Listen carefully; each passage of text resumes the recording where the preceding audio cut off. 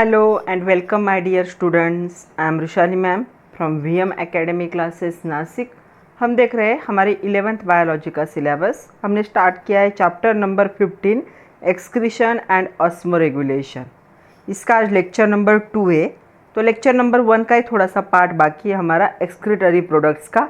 उसे ही आज हम क्या करेंगे, कंटिन्यू करेंगे. तो आज हम देखेंगे excretory products part 2 with VM Academy Nashik. तो देखो पहला क्वेश्चन है, use your brain power. Creatinine is consider as index of kidney function, give reason. तो जो क्रिएटिनाइन हमारे बॉडी से रिलीज होता है वो किडनी का एक फंक्शन है, इंडेक्स माना जाता है, इसके बारे में बताना है.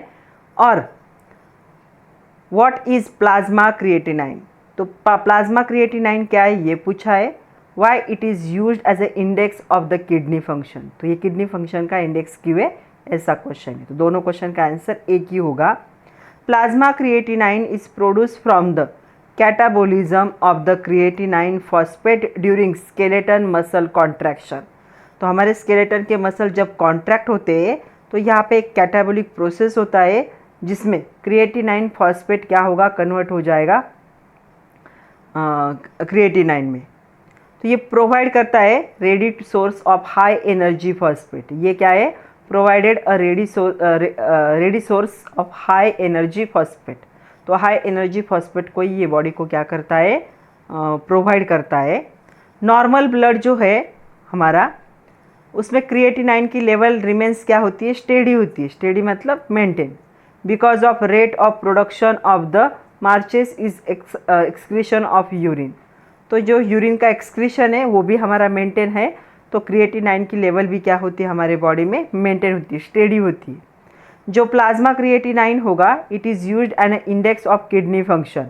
अगर इसकी लेवल अबो नॉर्मल चली जाए तो इंडिकेट करता है कि हमारे रेनल फंक्शन क्या है, बहुत पुअर है. मतलब हमारे किडनी का फंक्शनिंग क्या हो चुका है, पूरी तरह से डिस्टर्ब हो चुका है. Plasma creatinine is the waste product produce by the muscles from the breakdown of compound called the creatinine phosphate. तो वो हमारे मसल का जब ब्रेकडाउन होता है तो वहाँ का वेस्ट प्रोडक्ट होता है, उसे क्या कहा जाता है, क्रिएटिनाइन.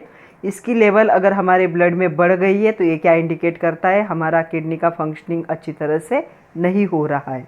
तो इसे एक इंडेक्स माना जाता है किडनी फंक्शनिंग का. तो चलो आपके बुक में दिया है observe and discuss, 2 blood report दिए. Okay, report 1, report 2. तो यहाँ पे पैथोलॉजी की रिपोर्ट है. ऊपर का डिस्क्रिप्शन होता है, डॉक्टर का नाम, रजिस्ट्रेशन नंबर, डेट, पेशेंट का नेम, एज, मेल है या फीमेल है, डॉक्टर का रेफरेंस, उससे हमें कोई लेना देना नहीं. हमें नीचे की टेस्ट देखने. क्रिएटिनाइन है 1.92 है पहले में. नॉर्मल रेंज क्या होनी चाहिए, मेल में होनी चाहिए 0.6 से लेकर 1.4 तक, और फीमेल में होनी चाहिए 0.6 से लेकर 1.2 तक. ये 1.92 है, क्या इंडिकेट करता है, इसकी लेवल बढ़ चुकी है ब्लड में, मतलब किडनी का फंक्शन हमारा क्या हो चुका है, बिगड़ गया है. दूसरा देखो, examination of blood. Fasting blood sugar 185 है, कितनी होनी चाहिए, 17 to 110. मतलब ये डायबिटिक पेशेंट होगा. तो इसका टेस्ट का रिजल्ट क्या है, देखो प्रेजेंट आया है, शुगर प्रेजेंट है और ++2 प्लस साइन लगाया है. नॉर्मल वैल्यूज क्या है यहाँ पे, एब्सेंट है. तो चलो इससे थोड़ा सा डिटेल में जानते हैं. तो पहला जो है रिपोर्ट उसकी बात करते हैं. क्रिएटिनाइन क्या है, plasma creatinine is produce from the catabolic creatinine phosphate during the skeleton muscle contraction. तो हमारे स्केलेटन मसल का जो कॉन्ट्रैक्शन होता है, ब्रेकडाउन होता है, तब जो वेस्ट प्रोडक्ट फॉर्म होता है उसे क्या कहा जाता है, plasma creatinine. It provide ready source of high energy phosphate. तो इसमें से हमें फॉस्फेट मिलता है जो कि एनर्जी का सोर्स है. तो ऑब्जर्वेशंस एंड ओपिनियन देखो. रिपोर्ट ए क्या इंडिकेट कर रहा है, क्रिएटिनाइन की वैल्यू क्या हो चुकी है, हाई हो चुकी है नॉर्मल रेंज से. ये इंडिकेट कर रहा है इम्पेयर किडनी फंक्शन, हमारे किडनी का फंक्शनिंग बिल्कुल भी ठीक नहीं है. दूसरा रिपोर्ट क्या इंडिकेट करता है, हाई फास्टिंग ब्लड शुगर है, यहाँ पे डिटेक्ट हुई है sugar in blood known as the glucosuria. ये हाई फास्टिंग ब्लड शुगर है, ये कितनी है, 126 मिलीग्राम इतनी है. तो यूजुअली क्या है ये, इंडिकेटिव है ऑफ द डायबिटीज़. तो ये इंडिकेट करती है कि जो पर्सन है वो डायबिटीज़ है, उसे डायबिटिक है. तो डायबिटीज़ इंडिकेट हो रहा है वहाँ से. तीसरा देखो, creatinine used as a index of kidney function. तो ये ऑलरेडी हम देख चुके हैं कि ये क्या करता है, किडनी फंक्शन को इंडिकेट करता है। नॉर्मल ब्लड जो होता है क्रिएटिनाइन लेवल क्या होती है, स्टेडी होती है। तो यहाँ पे रेट ऑफ प्रोडक्शन जो होता है यूरिन का वो कांस्टेंट हुआ, तो प्लाज्मा क्रिएटिनाइन अगर उसकी इंडेक्स क्या हो जाए, किडनी फंक्शन अगर बिगड़ जाए तो क्या होगा, नॉर्मल रेंज से ये क्या हो जाएगा, हायर हो जाएगा। क्या इंडिकेट करेगा, poor renal function. Renal function मतलब किडनी का फंक्शनिंग क्या हो चुका है, पुअर हो चुका है। Next question, how can excretion play a role in homeostasis. Homeostasis is the maintenance of the constant internal environment of body. बाहर के एनवायरनमेंट के हिसाब से जब ऑर्गेनिज्म अपने इंटरनल एनवायरनमेंट की बॉडी को मेंटेन करते हैं उसे क्या कहा जाता है, होम्योस्टैसिस कहा जाता है। It depends on the osmoregulation. ये किस पे डिपेंड है, ऑस्मोरेगुलेशन पे डिपेंड है, which is the process of controlling solution concentration and water balance. Osmoregulation क्या है, हमारे बॉडी में सोल्यूट का कॉन्सेंट्रेशन कंट्रोल करना, वाटर का बैलेंस कंट्रोल करना, इसी पे डिपेंड होता है बॉडी के एनवायरनमेंट को मेंटेन करना भी। The composition of blood and therefore the internal environment of highly dependent on the excretory organs retains in the body. तो ये जो कंपोजिशन होता है ब्लड का या फिर इंटरनल जो एनवायरनमेंट होगा हमारे बॉडी का, ये किस पे डिपेंड करेगा, हमारे एक्सक्रीटरी ऑर्गन कैसे काम कर रहे हैं, कितनी देर तक वेस्ट को क्या करते हैं बॉडी में रखते हैं और कितनी देर के बाद बाहर निकालते हैं, उस पे डिपेंड होगा। तो कहा जाता है excretion play important role in the homeostasis. तो यही रोल प्ले करेगा, इम्पॉर्टेंट रोल प्ले करेगा। अगर ज़्यादा देर तक बॉडी में रहे ऐसे हार्मफुल केमिकल्स तो क्या है, हमारे होम्योस्टैसिस को क्या करेगा, यहाँ पे अफेक्ट करेगा। नेक्स्ट क्वेश्चन है, think about it. Endothermal consume more food in order to meet energy requirement. Also, carnivorous diet contain more protein than the herbivorous. Does it affect the excretion of nitrogenous waste? तो जो अलग अलग animal है उनके food के habit अलग अलग है, तो इसका एक्सक्रीशन पे कोई इफेक्ट होता है क्या, ऐसा क्वेश्चन है। और think about it, how do thermoregulation and food habit affect the waste production. तो क्या वेस्ट प्रोडक्शन पे फूड हैबिट का कोई फ़र्क पड़ता है क्या। तो देखो, टू जनरेट हीट, तो एंडोथर्मल क्या करते हैं, फूड को क्या करते हैं, वो ईट करते हैं और एनर्जी के फॉर्म में कन्वर्ट करते हैं। इस प्रोसेस को क्या कहा जाता है, मेटाबॉलिज्म। जैसे हमने फूड खाया फिर फूड को एनर्जी के फॉर्म में कन्वर्ट किया तो इसे हम मेटाबॉलिज्म कहेंगे। They consume more food in order to meet their the energy requirement. हमारे बॉडी को जितनी एनर्जी की रिक्वायरमेंट है उसके हिसाब से हम ज़्यादा फूड क्या करते हैं, कंज्यूम करते हैं। अल्सो जो कार्निवोरस डाइट होता है वो क्या करता है, प्रोटीन को कंटेंट करता है दैन द हर्बिवोरस। तो कार्निवोरस पता है आपको, जो टाइगर वगैरह होते हैं वो क्या है, प्रोटीन फूड्स खाते हैं, हर्बिवोरस नहीं लेते। तो कंजप्शन ऑफ हाई प्रोटीन और more food contain the protein can result in production of large amount of nitrogenous waste. जितना प्रोटीन कंटेंट खाना ज़्यादा खाओगे उतना नाइट्रोजनस वेस्ट आपके बॉडी में क्या होगा, इंक्रीज हो जाएगा। This animal would also require more energy to eliminate the high level of nitrogenous waste. तो अगर नाइट्रोजनस का वेस्ट आपके बॉडी में बढ़ता है तो उसे एलिमिनेट करने के लिए एनर्जी भी ज़्यादा लगेगी, क्योंकि हमने देखा कि 3 ATP की ज़रूरत होती है 1 ग्राम के लिए, 1 मोलिक्यूल के लिए। तो जितने ज़्यादा नाइट्रोजनस वेस्ट बढ़ेंगे उतना ज़्यादा क्या है, एनर्जी की ज़रूरत पड़ेगी उनको एलिमिनेट करने के लिए। Which build up when animal protein is digested. तो ये एनर्जी कहाँ से मिलती है, जो प्रोटीन डाइजेस्ट करेंगे वहीं से एनर्जी भी मिलेगी। Next question, think about it. During summer we tend to produce less urine, why it is so. तो वैसे देखा जाए तो ये सोचने वाली बात है कि समर सीजन में हम पानी ज़्यादा पीते हैं फिर भी यूरिन कम निकलता है हमारा as compare to other season.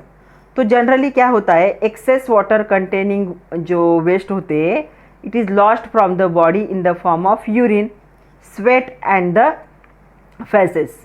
तो ये 3 फॉर्म में हमारे बॉडी से क्या होता है, ये बाहर फेंका जाता है एक्सेस जो होगा वेस्ट।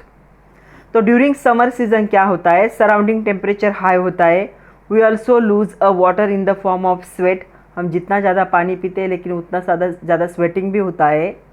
तो kidney remains water for the so kidney retains the water for the remaining the concentration of body fluid. तो यहाँ पे क्या होता है, अगर ज़्यादा से ज़्यादा क्या है नाइट्रोजनस कंपाउंड स्वेट के फॉर्म में बॉडी से बाहर निकल जाते हैं, तो यहाँ पे क्या है यूरिन का जो कंटेंट होता है ये कम हो जाता है। So reduce the amount of water lost through the urine. तो यूरिन से हम वाटर का कंटेंट क्या हो जाता है, कम हो जाता है, क्योंकि स्वेट के फॉर्म में बॉडी से बाहर निकल रहा है वो।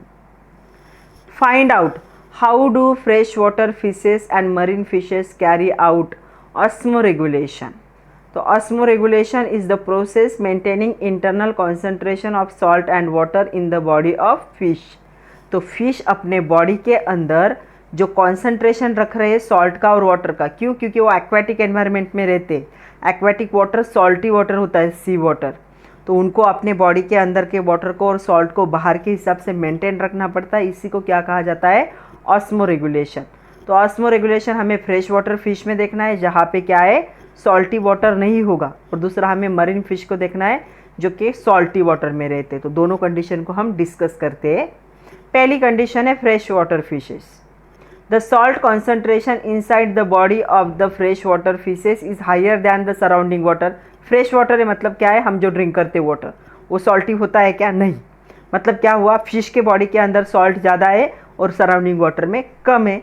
Due to this water enter the body due to osmosis. इसीलिए क्या होता है, लेस कॉन्सेंट्रेटेड जो होता है वाटर वो मोर कॉन्सेंट्रेटेड सॉल्ट मतलब जो फिश होते हैं उनके बॉडी के अंदर चला जाता है। इसी को ऑस्मोसिस कहते हैं। ऑस्मोसिस मतलब क्या है, flow of liquid from less concentration to more concentration. If the flow of water in the body is not regulated, अगर फ्लो रेगुलेट नहीं हुआ तो ये फिश क्या हो जाएंगे, स्वेल मतलब मोटे हो जाएंगे, एंड गेट बिगर, तो बिगर भी बन जाएंगे, तो उनकी बॉडी ऐसे फूल जाएंगी, सूजन आ जाएंगी, स्वेलिंग हो जाएगा। तो इसलिए वो क्या करते हैं, ऐसा ही होता है। ऑस्मोसिस मेंटेन करने के लिए ऑस्मोरेगुलेशन ज़रूरी है। टू कॉम्पेंसेट दिस, अगर ये नहीं चाहते हो तो किडनी क्या करेगी, लार्ज अमाउंट में यूरिन प्रोड्यूस करेगी उनकी। Excretion of large amount of urine regulate the level of water in the body but result in the loss of salt. तो इनके बॉडी से यूरिन के साथ सॉल्ट भी निकल जाएगा। So in order to maintain the sufficient salt level, special cell in the gills, उनके gills में एक स्पेशल सेल होते हैं जहाँ पे क्लोराइड सेल प्रेजेंट होते हैं। They take up ion from the water, पानी से क्या करते हैं, ये आयन को लेते हैं, which are directly transported in the blood, और क्लोरीन के साथ उस आयन को मिक्स करके सॉल्ट बना के डायरेक्टली ब्लड को क्या करते हैं, ट्रांसपोर्ट करते हैं। देखो सिस्टम कितनी सिस्टमैटिक है। क्या हो रहा है, बाहर का वाटर फ्रेश वाटर है तो वहाँ पे सॉल्ट नहीं है, फिश के बॉडी के अंदर का सॉल्ट यूरिन के थ्रू बॉडी से बाहर जा रहा है। तो ऐसे फिश को मेंटेन करने के लिए कैसे एडाप्टेशन हुआ है, उनके गिल में क्लोराइड प्रेजेंट है, क्लोराइड सेल प्रेजेंट है। तो ये क्लोराइड सेल क्या करते हैं, जो सराउंडिंग वाटर है उसमें से कोई भी आयन को उठा लेंगे और पॉजिटिव चार्ज आयन को, उसके साथ क्लोराइड क्या होगा, रिएक्ट होगा, सॉल्ट फॉर्म होगा और सॉल्ट डायरेक्टली ब्लड को ट्रांसपोर्ट किया जाएगा ताकि फिश के बॉडी के अंदर के सॉल्ट के कॉन्सेंट्रेशन को मेंटेन रखा जाए। मरीन फिशेस में क्या होगा, इसमें एग्जैक्ट अपोजिट कंडीशन है, बाहर ज़्यादा सॉल्टी वाटर है और फिश के बॉडी के अंदर कम सॉल्ट है। Since the salt content in blood marine fishes is much lower than that of the sea water. तो सी वाटर सॉल्टी होता है और फिश इतनी ज़्यादा सॉल्टी नहीं है, तो क्या है, वाटर ज़्यादा सॉल्टी होगा। They constantly train to lose water and build up salt. तो क्या करते, कॉन्स्टेंटली क्या करते हैं, वाटर को लूज करते ताकि सॉल्ट को बिल्डअप कर सके। To replace the water loss they continuously need to drink the sea water. इस वाटर लॉस को मेंटेन करने के लिए वो कंटिन्यूसली क्या करते हैं, जो सी वाटर है उसे ड्रिंक करते रहते। Since their small kidney can only excrete a relatively small amount of urine. तो इनकी किडनी जो है, छोटी सी तो किडनी, वो क्या करती है, स्मॉल अमाउंट ऑफ यूरिन को क्या करती है, पास करती है। Salt is additionally excreted through the gills. तो गिल्स थ्रू क्या किया जाता है, सॉल्ट भी क्या होता है, बॉडी के बाहर फेंका जाता है। तो यहाँ पे सॉल्ट जो है बॉडी के बाहर गिल्स थ्रू फेंका जाएगा, एलिमिनेट होगा मतलब। Where chloride cell work in reverse as the fresh water. तो पहले क्या करते थे, इनके गिल्स में जो क्लोराइड सॉल्ट था बाहर से पानी से ये क्या करते थे, आयन को लेते थे और बॉडी के अंदर ब्लड में डालते थे। यहाँ पे उल्टा होगा, जो क्लोराइड सॉल्ट होंगे फिश के बॉडी के अंदर से सॉल्ट को लेंगे, उसके साथ रिएक्ट होंगे और बॉडी के बाहर फेंकेंगे, तो रिवर्स प्रोसेस होगी। तो दोनों जगह की प्रोसेस को अच्छे से समझ लो। नेक्स्ट है marine birds like albatross spend their life on the sea, अपनी लाइफ वो पूरा सी पे स्पेंड करते हैं। That means the water they drink is salty, इसका मीनिंग तो यही हुआ ना कि उन्होंने जो पानी पिया है वो सॉल्टी है। How do they manage osmoregulation then, तो कैसे मैनेज करते हैं ऑस्मो रेगुलेशन को? तो marine birds like albatross has a special gland, उनके पास स्पेशल ग्लैंड होते हैं, सॉल्ट ग्लैंड कहा जाता है उनको। तो वो कहाँ पे होते हैं? नॉस्ट्रिल्स, नोज़ का जो पार्ट होगा, नोज़ के पार्ट के साइड में ये ग्लैंड क्या होते हैं? प्रेजेंट होते। This glands are capable of secreting salt, ये ग्लैंड क्या करते हैं? सॉल्ट को सिक्रेट करते बाय एक्टिव ट्रांसपोर्ट थ्रू, और हेल्प करते हैं ऑस्मोटिक बैलेंस को। तो ऐसे ये बर्ड क्या करते हैं? अपने आप को बैलेंस रखते। तो यहाँ पे एक नोट दिए, जो सॉल्ट ग्लैंड होंगे जो अल्बाट्रॉस में प्रेजेंट होते हैं, लोकेटेड इन और on the skull in the area of eyes, तो आइज और नोज का जो एरिया होता है वहाँ पे स्कल पे ये क्या होते हैं? प्रेजेंट होते हैं। Next question, why are salt gland, what are salt gland? Give example of organism that possess the salt gland. तो सॉल्ट ग्लैंड क्या होते हैं? These are the gland of capable secreting salt by active transport and help the manage the osmotic balance। और इसका example कौन है? Marine bird से, जिनके पास होता है। फॉर एग्जाम्पल अल्बाट्रॉस है, उसके पास है। उसके बाद कुछ ऑर्गेनिज्म होते हैं जैसे सी टर्टल है, और उसके बाद मरीन इग्नोइज है, सी बर्ड से कुछ गल्स होंगे। तो ये सारे एग्जाम्पल है जिनके पास सॉल्ट ग्लैंड प्रेजेंट होते हैं, ताकि वो वाटर जो ड्रिंक करते हैं सॉल्टी वाटर, उससे उनका ऑस्मोसिस बैलेंस हो सके। स्पेशल टाइप के सेल है ये। Use your brain power, what would happen if human being has no option but to drink sea water. अगर इंसानों के पास कोई ऑप्शन ही नहीं हुआ और उनको अगर सी वाटर ड्रिंक करना पड़ेगा तो क्या होगा? The urine produce by human kidney contain lesser salt as compare to sea water. हम जो यूरिन पास करते हैं वो यूरिन में लेस कंटेंट होता है, किसका? यूरिन का, सॉल्ट का, जितना सी वाटर में होता है उससे भी कम होता है। Therefore to get rid to all the excess salt taken in by drinking water, human will have to urinate more water than the normal. तो उनको क्या करना पड़ेगा? ज़्यादा वाटर लगेगा यूरिनेट के लिए नॉर्मल कंडीशन से। Human will gradually become more and more थ्रस्टियर।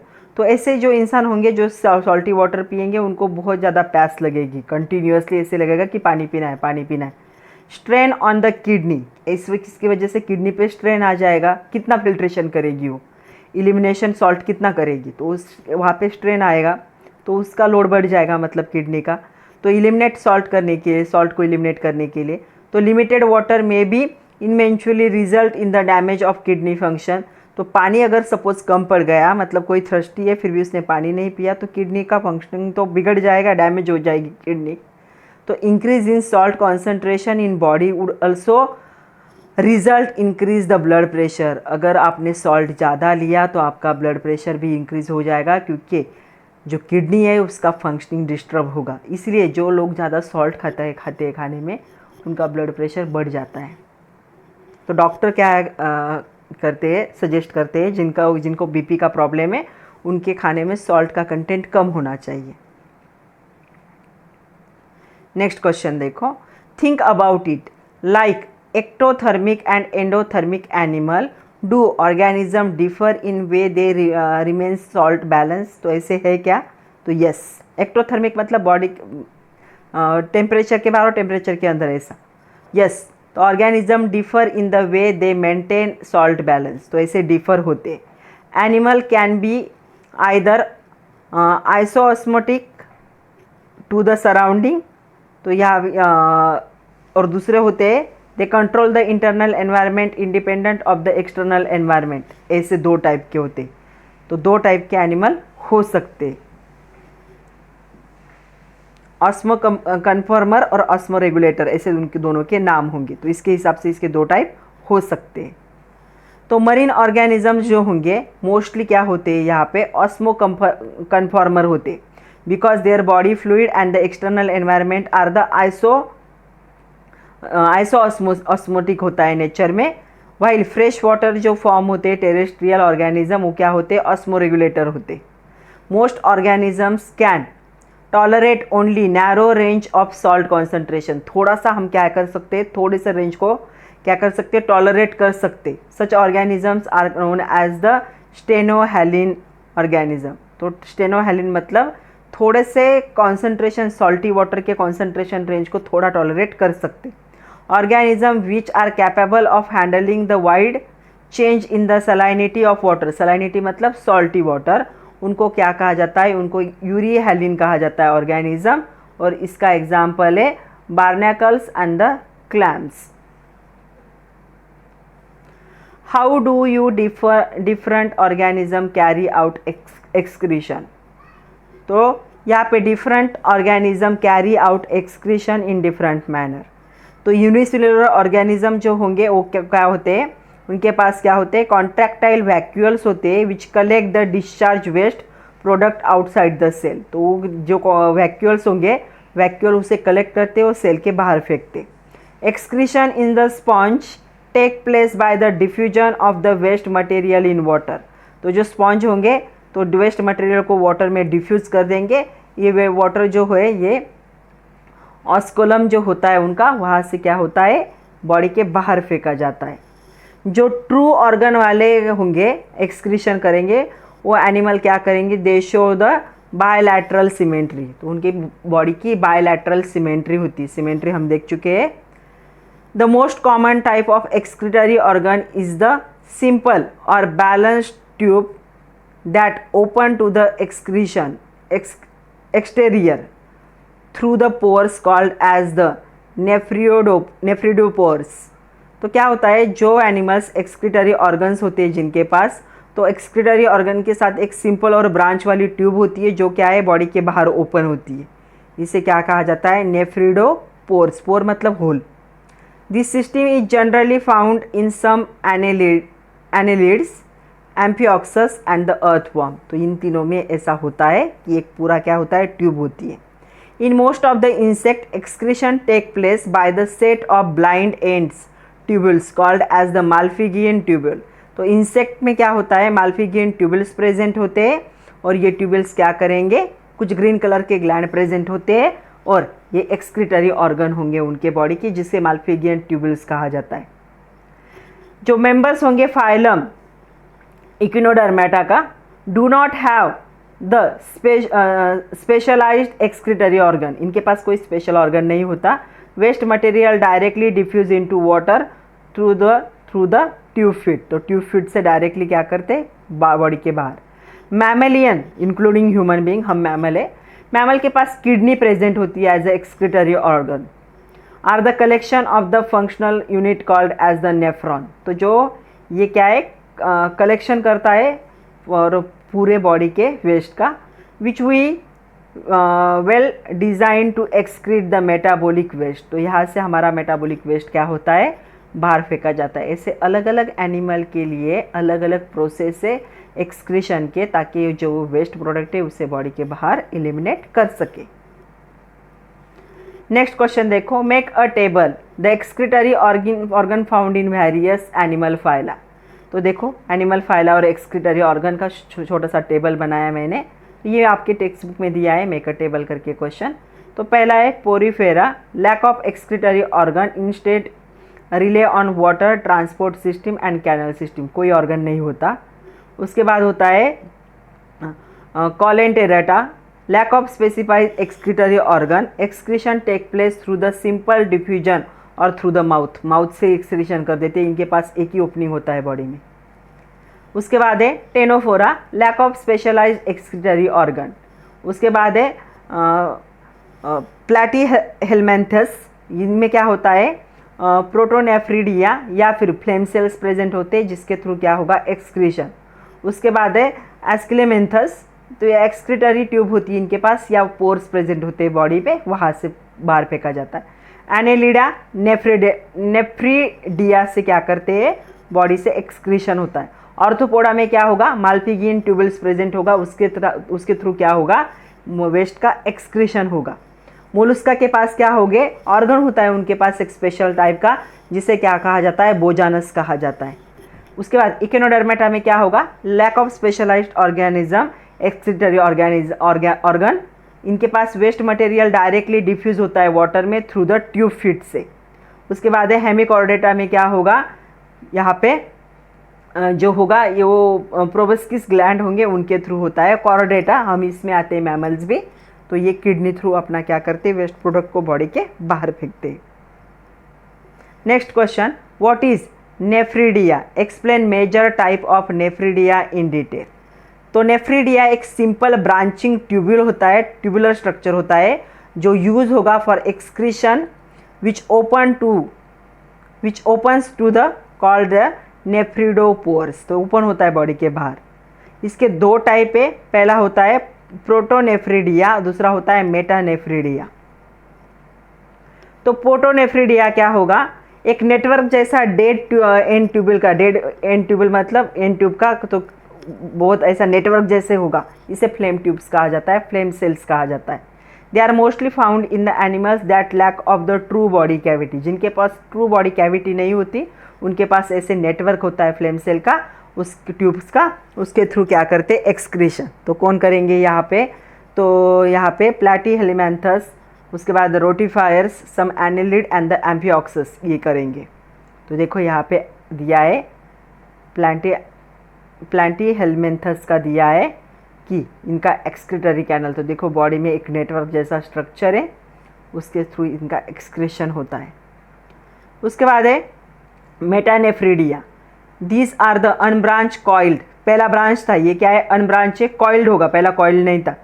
Tubes होंगे, कनेक्टेड होंगे बॉडी कैविटी को through the funnel like structure, तो इस फनेल लाइक स्ट्रक्चर को क्या कहा जाता है, नेफ्रोस्टोम्स कहा जाता है। फनेल जैसा मतलब राउंडेड शेप वाला, आपने केमिस्ट्री लैब में फनेल देखा होगा, फिल्ट्रेशन के लिए जो होता है उसके जैसा शेप वाला यहाँ पे एक ऑर्गन होगा। Body fluid enter to the nephridium through the nephrostome and get discharge through the nephridiopores. तो मोस्टली अर्थवॉर्म में क्या होता है, ऐसा होता है कि एक क्या होगा, अनब्रांच कॉइल ट्यूबल का स्ट्रक्चर होगा फनेल शेप वाला। तो देखो आपके सामने ये डायग्राम है, इंसेक्ट का एक्सक्रीशन देखो, माल्पीगियस ट्यूबल्स प्रेजेंट है मिडगट के साइड में, तो एब्डोमेन दिखाया और एब्डोमेन का पार्ट नीचे थोड़ा सा ओपन करके दिखाया जूम करके। तो ये इंसेक्ट का एक्सक्रीशन प्रोसेस है।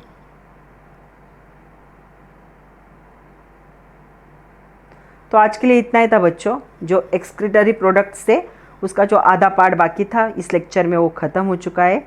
तो नोट्स बनाइए, पढ़ते रहिए। All the best and thank you very much my dear students.